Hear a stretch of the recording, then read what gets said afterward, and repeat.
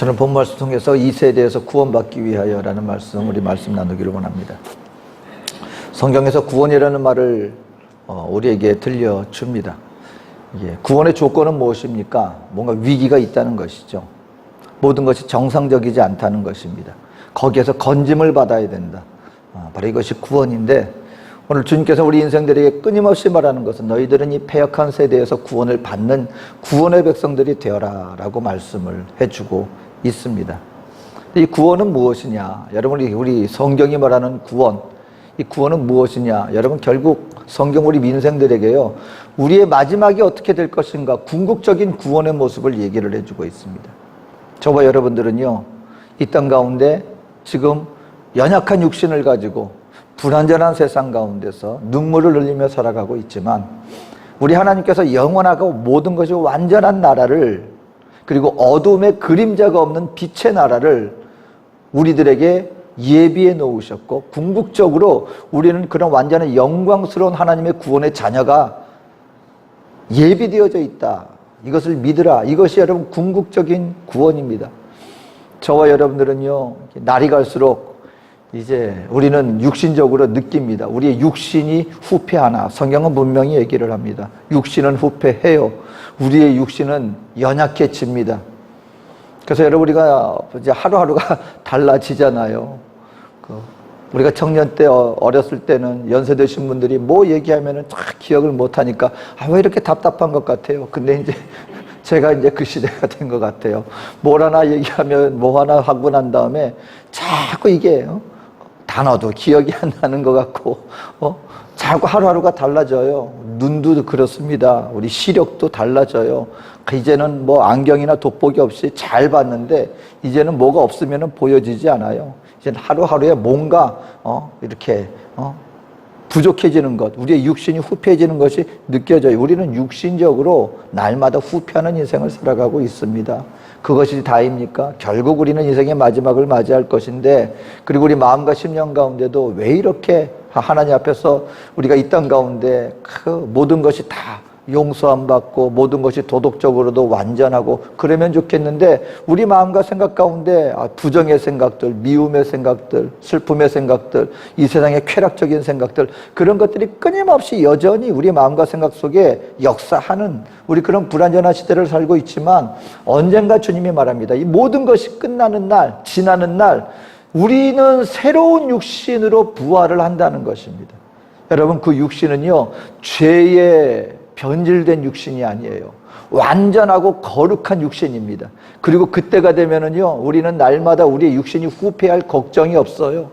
거기에는 질병도 없고 연약함도 없고 영원토록 완전한 세상, 그리고 슬픔과 그리고 미움과 다툼이 없는 완전한 하나님의 나라에서 이제 저와 여러분들은 더 이상 죄에 대해서 유혹받지 않는, 죄와는 완전히 결별되어진 하나님의 영광스러운 자녀로서 영원토록 주님과 더불어서 살아가는 그 영광스러운 존재로 우리는 거듭날 것이다. 우리는 빚어질 것이고, 우리에게 그러한 영원한 삶이 놓여져 있다는 것입니다. 약속되어져 있다는 것입니다. 여러분, 이것이 구원의 완전입니다. 완성입니다. 우리들에게 그와 같은 구원의 역사가 있다는 것입니다. 근데 그리고 또 한 가지 구원을 얘기해 줍니다. 저와 여러분들이요, 우리의 위치와 신분이 예수님을 믿고 난 다음에 달라진다는 거예요. 여러분 아셔야 돼요. 우리가 태어나고 난 다음에 저와 여러분들의 위치는 우리 부모님의 아들, 자녀, 아니면 누구 엄마, 누구 아빠가 아니에요. 죄의 종으로 태어나는 거예요. 저와 여러분이 이 땅 가운데 태어나는 그 순간 우리는 죄악된 세상 가운데 죄로 말미암아 원수 마귀의 종으로서의 위치로서 이 땅 가운데 모두가 나자마자 죄의 종으로서 태어나게 된다는 것입니다. 이것이 영적인 세계에서 하나님께서 우리 인생들에게 가르쳐주는 거예요. 우리는 결코 나 스스로 살아나가는 것 같지만 우리 스스로 살아가는 존재가 아니라 악한 원수 마귀의 사망의 권세 아래서 신음하며 죽음과 죄악으로 말미암아 죄의 어둠의 자녀로 죄의 종으로서 우리는 지금 살아나가고 있다라는 것입니다. 그런데 이러한 우리들이 결국 지옥 가운데 멸망 가운데 처할 수밖에 없는 우리 인생들에게 예수로 말미암아 우리에게 새로운 길이 두어졌는데, 누구든지 예수를 믿기만 하면 저와 여러분들의 신분이 달라지는 거예요. 어떤 신분으로? 하나님의 자녀로서. 여러분, 이것은 우리가 어떤 노력해서 얻을 수 있는 것이 아니라 하나님께서 우리 인생들에게 예수님의 십자가 죽으심으로 우리의 죄값을 다 치름으로 말미암아 우리가 예수를 믿기만 하면 우리에게 그저 주어지는 것입니다. 이건 우리가 받아들이기만 하면 되는 것입니다. 그렇게 될 때 우리는 하나님의 자녀로서 영원한 영광스러운 하나님의 영광스러운 자녀로서 궁극적으로 우리는 완전한 구원에 이르게 되는 것입니다. 근데 여기 한 가지 구원이 더 있습니다. 그것은 뭐냐면, 한마디로 말해서 우리가 이제 하나님의 자녀가 되었으면 이제 그날 거기에서는 죄와 상관없이 완전한 하나님의 자녀로서 살아나갈 것이지만, 이것은 지금 현재 그것이 이루어지는 것이 아니라 장차 그렇게 되어질 궁극적인 구원의 완성의 모습을 얘기하는 것이고, 이제 오늘을 살아가는 우리가 관심을 가져야 되는 것은 과정적인 구원이십니다. 구원을 우리는 이루어 나가야 합니다. 성경은 이제 우리가 이 땅 가운데 살면서 비록 여전히 우리는 육신 가운데 살지만, 우리는 타락한 육신 가운데 살지만, 이미 예수로 말미암아 우리 안에 하나님의 새로운 피조물로서의 하나님의 자녀가 이미 이루어졌기 때문에 이제 그날 거기에 이르는 그 과정 속에서 우리가 이루어야 할 것은 무엇이냐? 그건 하나님의 백성답게 살아가는 거예요. 근데 이 구원은 이미 이루어지는 것이냐? 아니면 내가 가만히 있어도 그냥 우리가 저절로 그것이 그러한 삶이 이루어지는 것이냐? 바로 이 신분적인 구원, 이 과정적인 구원은 날마다 저와 여러분들이 주를 믿는 믿음 안에서 이와 같은 하나님의 자녀로서의 삶을 이루어 나갈 책임이, 그것은 우리들에게 있다라고 얘기를 하고 있는 것입니다. 그래서 사도 바울은, 그래서 우리가 성경 볼 때 우리가 헷갈리는 것 중에 하나예요. 아니야, 우리가 완전히 하나님의 자녀가 되었다며요. 아니, 우리는 영광스러운 하나님의 자녀가 되었다면서요. 근데 성경은 또 이렇게 말합니다. 너희 구원을 두렵고 떨림으로 이루라. 아니, 구원을 위해서 나는 아무것도 할 게 없다 그러면서 뭘 또 이루라고 말씀을 하고 있습니까? 이것은요, 이미 우리에게 구원의 그 어떤 길을, 구원의 모든 것을 하나님이 이루어 주셨고, 믿음으로 말미암아 우리는 거저 구원을 받는 존재가 이미 되었습니다. 하나님의 자녀가 되었습니다. 이것은 이미 하나님의 명단 가운데 누구누구는 예수를 믿음으로 말미암아 나의 자녀가 되었어. 이미 호적에 우리는 하나님의 자녀가 되었습니다.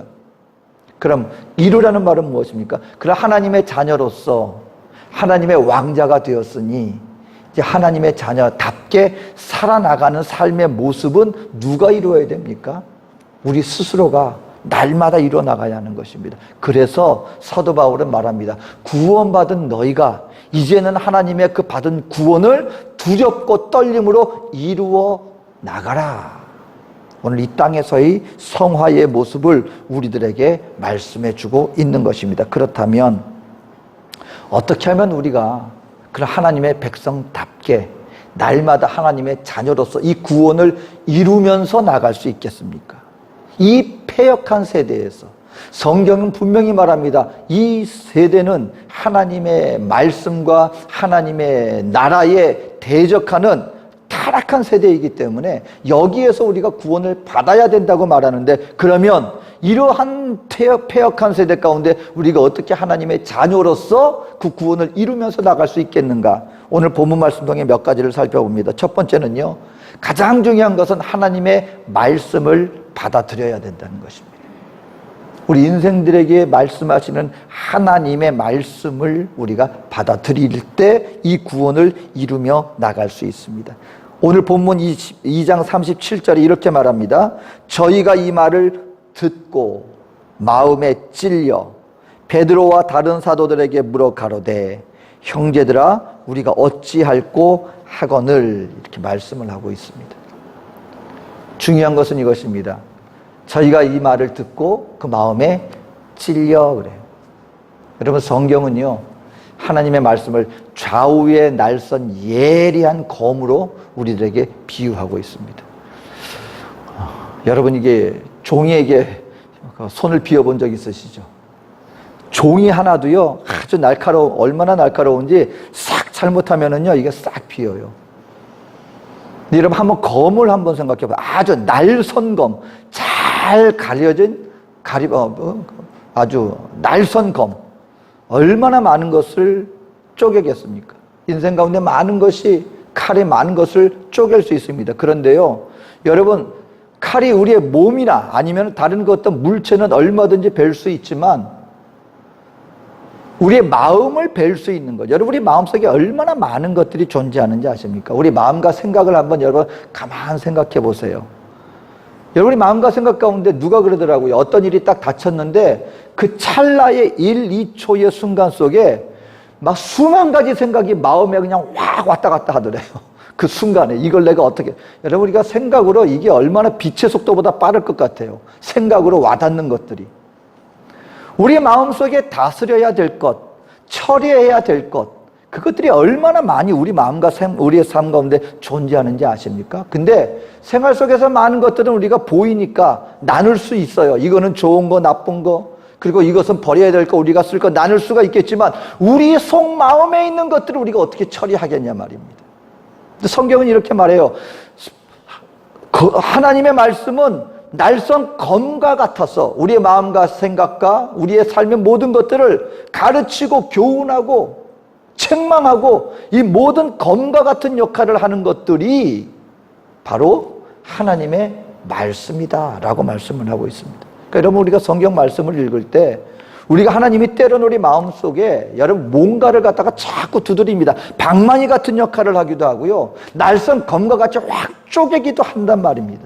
우리의 마음의 생각과 뜻을 감찰하시나니 라고 얘기를 해주고 있는 것입니다.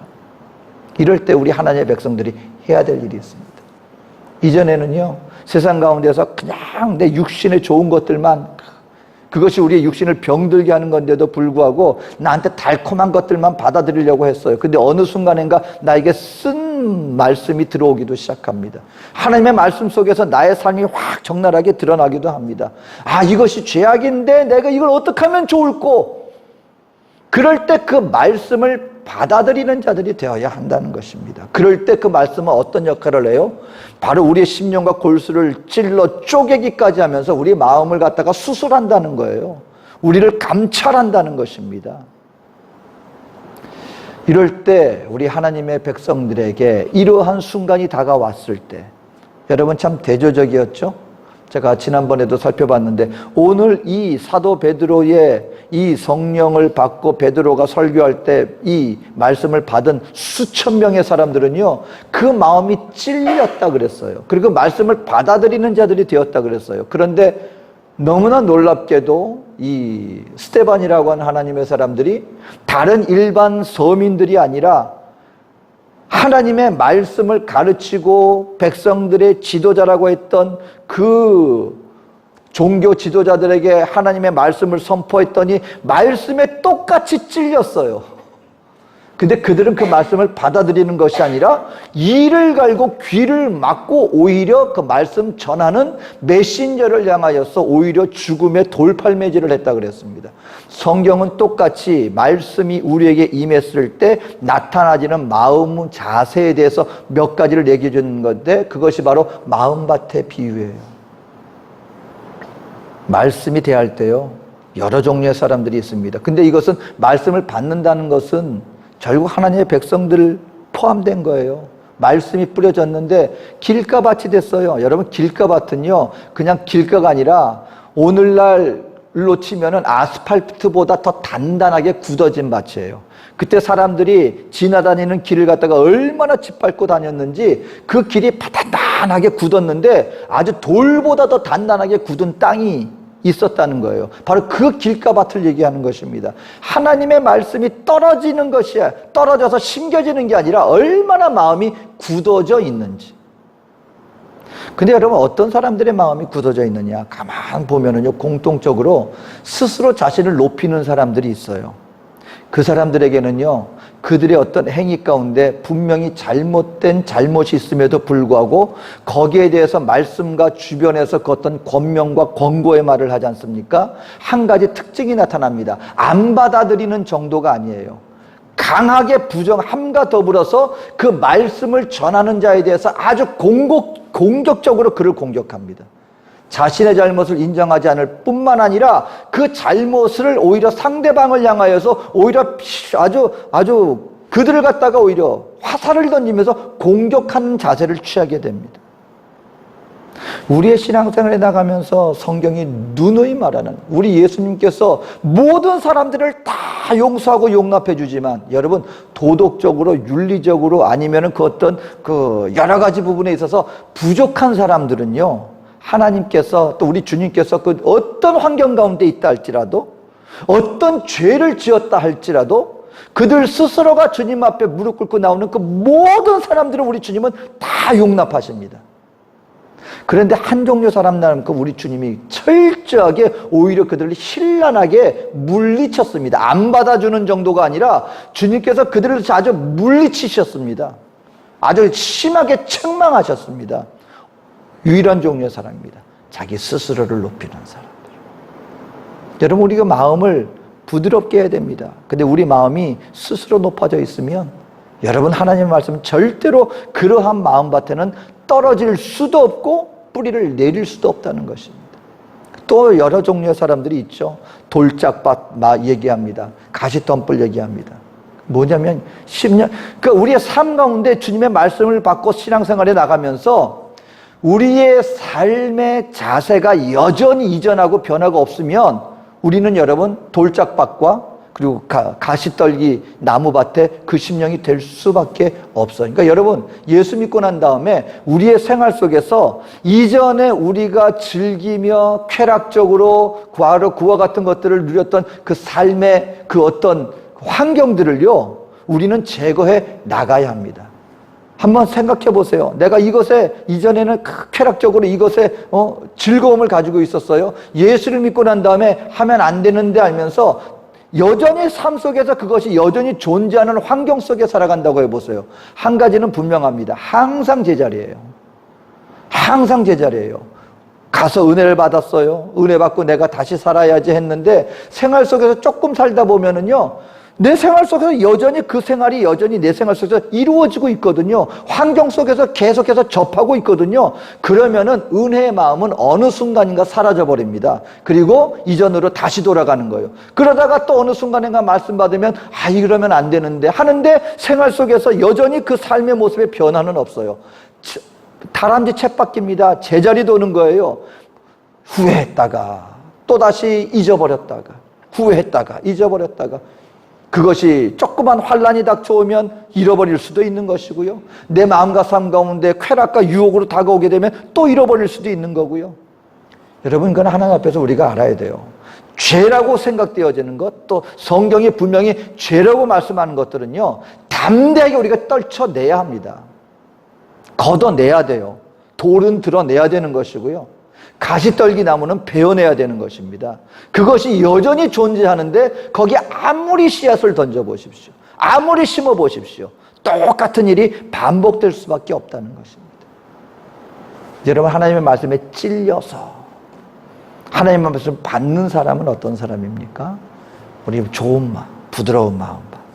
그 부드러운 마음은 달리 말하면 하나님 앞에 여러분 저와 여러분들은 심령이 가난한 자의 자세를 잃어버리면 안 돼요. 내 심령이 가난해지면은요 우리의 마음이 굉장히 부드러워집니다. 그리고 주님 말씀이 딱 닥칠 때 맞습니다 하나님 이게 돼요. 맞습니다.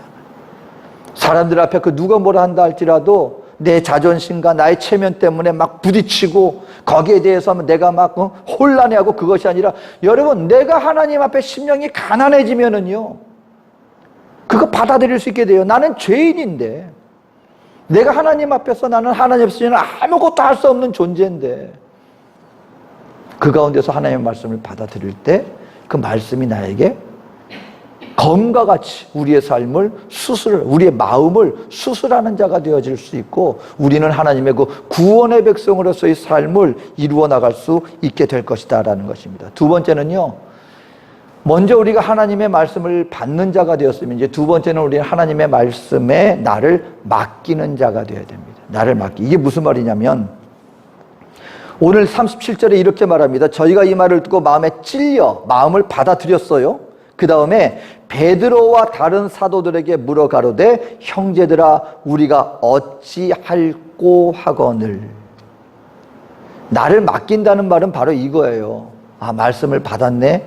말씀을 받고 난 다음에 이 말씀으로 말미암아 세상을 판단하는 자가 되는 것이 아니라 하나님 이 말씀 앞에 내가 어떻게 하면 좋을까요? 이 말씀을 가지고요, 나를 성찰하는 나의 삶의 그 말씀을 받아들이고 나의 삶을 맡기는 자리까지 가야 된다라는 것입니다. 이게 무슨 말이냐면요, 그러니까 나에 대한 어떤 성찰이 없이 예를 들어서 성경 공부를 하거나 말씀을 듣거나 그러면은 그 다음에 그 말씀 앞에 나 자신을 갖다가 맡기는 것이 아니라 말씀으로 이렇게 판단하는, 예를 들어서 어느 교회를 가거나 뭐 할 때도 아, 이 교회는 뭐가 잘 됐네. 아, 오늘 성가대가 찬양이 좋았네. 아니면 성도들이 아니면 자세가 뭐 이렇네. 그리고 또 설교자가 설교를 하면 아, 저 설교자가 오늘은 준비를 많이 했구나 안 했구나. 이런 것이 느껴질 수 있어요. 그런데 거기에서 뭐가 빠져 있어요? 나는 빠져 있는 거예요. 말씀 앞에, 그 말씀 앞에 내가 받는 말씀이 돼야 되는데 뭔가 지금 관람하고 있는 거예요. 관중이 되어 있는 거예요. 내가 빠져 있어요. 그래서 아, 이건 이렇다, 아, 이건 괜찮다, 저건 저렇다, 어떻다. 생활 속에서 그러다 보니까는 이 사회 속에서 아니면은 어떤 뭐 무슨 소리가 들리면은 자꾸 판단을 하고 뭘 이렇게 본인이 판단을 하고 기준을 정하는데 정작 나는 없는 거야. 내가 어찌할꼬, 우리가 어찌할꼬, 내가 어찌할꼬. 성경 가운데 여러분 가만 하나님께 쓰임받은 하나님의 사람들을 보면은요, 이 과정을 거친 경우가 굉장히 많아요. 이사야도요, 나라를 위해서 하나님 말씀을 선포하고 정죄하고 그랬는데 결국 이사야 선지자가 하나님 앞에 정말 하나님의 그 은혜의 자리에 섰을 때 그에게 나타났던 모습은 어떤 모습인지 아십니까? 오늘 볼 때 이사야가 환상 중에 기도할 때 하나님의 백성 가운데 섰을 때 이 이사야가 뱉었던 말은 바로 그랬습니다. 호호라 나여 망하게 되었구나. 여러분 그게 그 놀라운 하나님의 선지자 이사야가 정말 이 기도 가운데 환상 중에 하나님의 전을 눈앞에 두고 그런 놀라운 주님의 임재의 체험을 하게 되었을 때 이 이사야 이 선지자가 하나님 앞에 하나님 이제 드디어 배웠네요. 내가 이제 우리 이 이스라엘 백성들을 갖다가 지금 이렇게 잘못되어 있는데 이제야 내가 주님 면전에서 내가 이렇게 이스라엘 백성들의 죄를 고하게 되었네요. 하나님 이 패역한 세대를 이렇게 하는 것이 아마 평소 이사야의 모습이었을 텐데 그 하나님의 임재, 실제적인 하나님의 임재 앞에 섰을 때 이 이사야 선지자가 한 고백은 이것이었습니다. 오호라 나여 망하게 되었도다. 나는 입술이 부정한 자로서 거룩한 하나님을 배웠습니다. 하나님 어쩌면 좋겠습니까? 제가 어떻게 하면 좋겠습니까? 여러분 하나님 앞에 정말 우리가 구원의 은혜, 정말 이 나의 죄를 위하여 십자가 못 박혀 죽으신 그 주님 앞에 내가 어떠한 존재였는가를 깨닫기 위해서는 반드시 이 체험이 필요합니다. 어떤 체험이요? 하나님 앞에 서서 보니 하나님 말씀 앞에 내가 내 삶을 어떻게 해야 될지 모르겠습니다. 아버지여 나를 불쌍히 여겨주시고 이제 내가 뭘 하면 내가 어떻게 해야 바로 이와 같은 하나님 앞에서 이 죄의 삶 가운데서 내가 벗어나서 하나님의 자녀답게 살아나갈 수 있겠습니까? 하나님 나를 불쌍히 여겨주십시오. 내가 이제 어떻게 하면 좋겠습니까? 여러분 이게 회개입니다. 이 세상의 죄를 들고 나오는 것도 아니고 내 가정과 자녀의 먼저 그것이 물론 하나님 앞에 우리 가정과 자녀를 위해서 함께 중보하며 교대해야 되겠지만 그 전에 이루어져야 될 일이 있습니다. 하나님 내가 죄인이로소이다. 내가 어떻게 하면 좋겠습니까? 그때 뭐가 나오는 거예요? 신앙 고백이 나오는 거고 그 믿음의 고백을 통하여 우리 심령의 변화가 바로 거기에서 우리에게 먼저 하나님의 말씀이 우리에게 찔려야죠.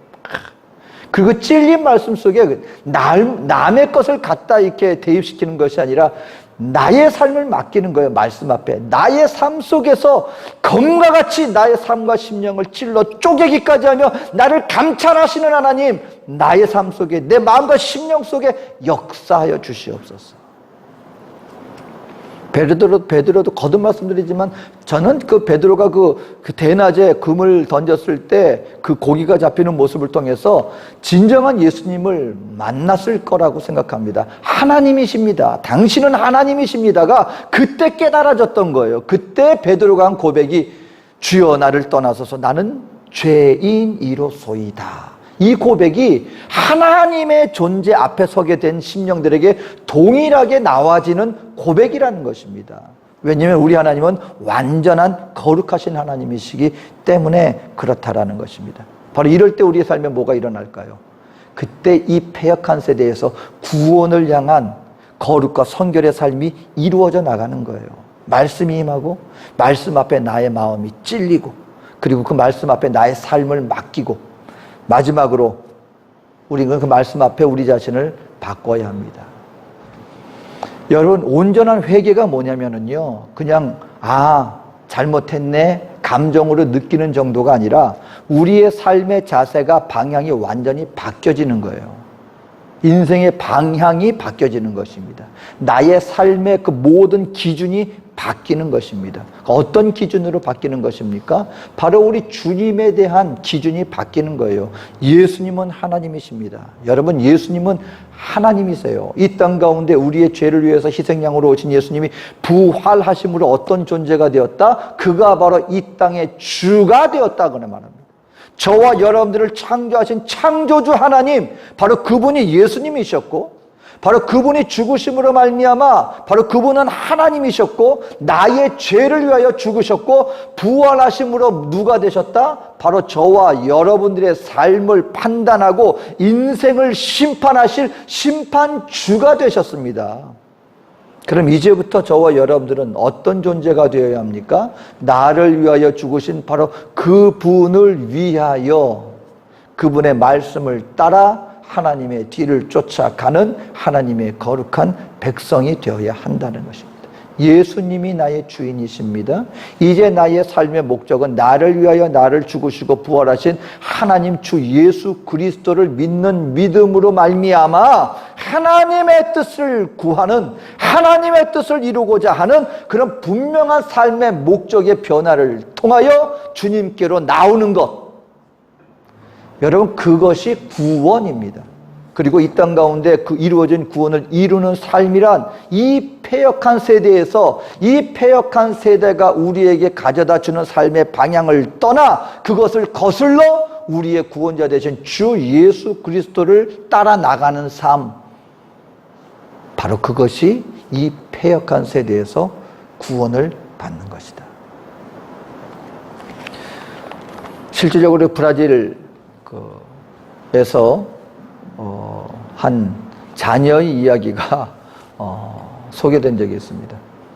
그러니까 이제 싱글맘으로, 미혼모로서 이제 자녀를 키우는 한 어머님이 있었는데, 이제 딸이 하나 있었어요. 근데 이 딸이 크면서 이제 자꾸 이제 약간 지방에 살고 있었는데 이 도시 바람이 부는 거예요. 그렇잖아요. 이런 좁은 시골에 나는 이렇게 어렵게 살기보다 나는 더 도시 나가서 나는 내가 원하는 아주 찬란한 삶을, 더 나은 삶을 나는 살고 싶어. 항상 입버릇같이 얘기해서 네가 어른 될 때까지 조금만 참아, 더 참아 그랬는데, 이 아이가 사춘기가 돼가지고 그냥 집을 뛰쳐나간 거예요. 히오디자네이루로 갔답니다. 히오디자네이루 가니까 그 딸의 가출 사실을 알자마자 이 어머니도 다 내버려두고 그냥 곧바로 히오디자네이루 올라갔어요. 그리고 여러분, 그 큰 도시에서 딸 찾는 게 이게 쉬운 일이 아니잖아요. 그러니까 어떡합니까? 그 어머님이 그 딸이 좋아할 만한 바라든가 그런데, 클럽 같은데, 젊은이들이 막 많이 찾는 그런 데를 다 뒤져 다니는 거예요. 근데 어떻게 했느냐? 사진관에 가서 자기 사진을 찍었습니다.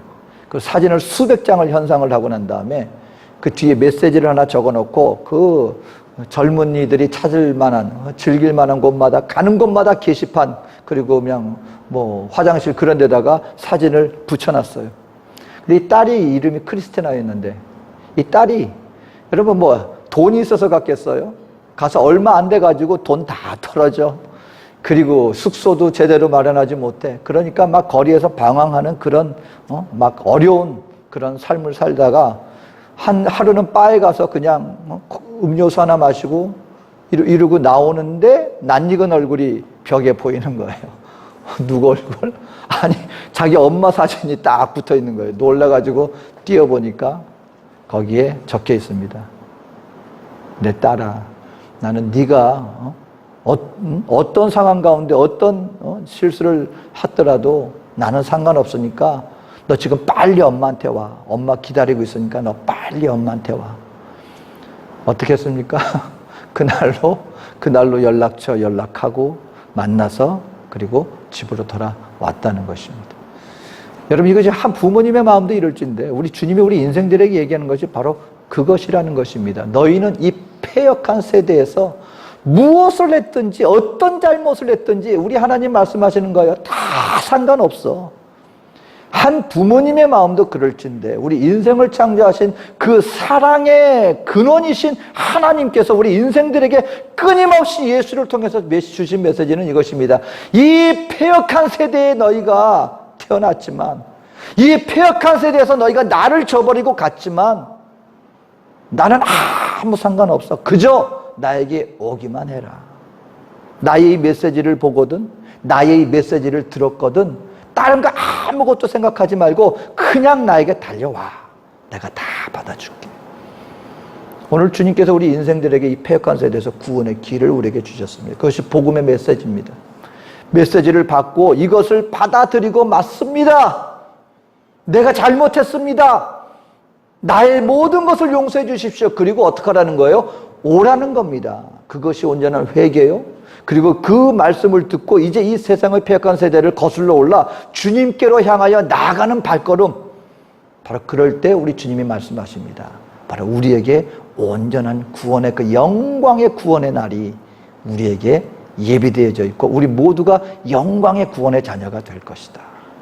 바라기는 여러분, 저와 여러분 이미 구원받은 줄로 믿게 되시기를 주의 이름으로 축원합니다. 영광의 날이 우리에게 이미 주어졌습니다.